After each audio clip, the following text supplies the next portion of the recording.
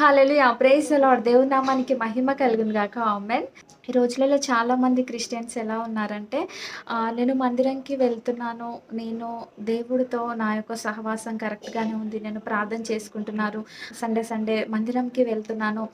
మంచి సహవాసంలో నేను కలిగి ఉన్నాను.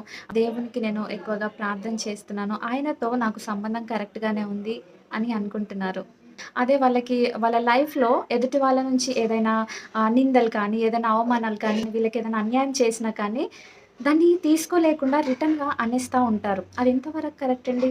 మనము ఇతరుల పట్ల ఎలాంటి బిహేవియర్ అయితే కలిగి ఉంటామో, దాన్ని బట్టి మనకి తీర్పు తీర్చబడుతుంది. నువ్వు కనిపించే నీ సహోదరులనే ప్రేమించకపోతే, కనబడని దేవుని నువ్వెలా ప్రేమించగలవు?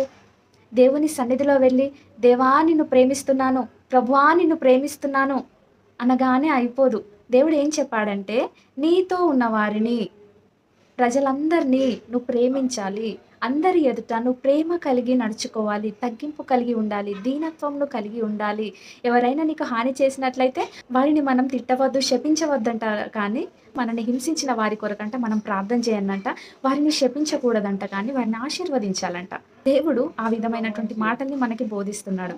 దేవుని దగ్గర వెళ్లి ప్రభువా నేను ఇది చేశాను, అది చేశాను. నీ గురించి నువ్వు చెప్పడం కాదు గానీ దాన్ని నువ్వు క్రియారూపకంగా చూపించాలి. అప్పుడు పరలోకంలో మనం స్థానాన్ని పొందగలుగుతాము.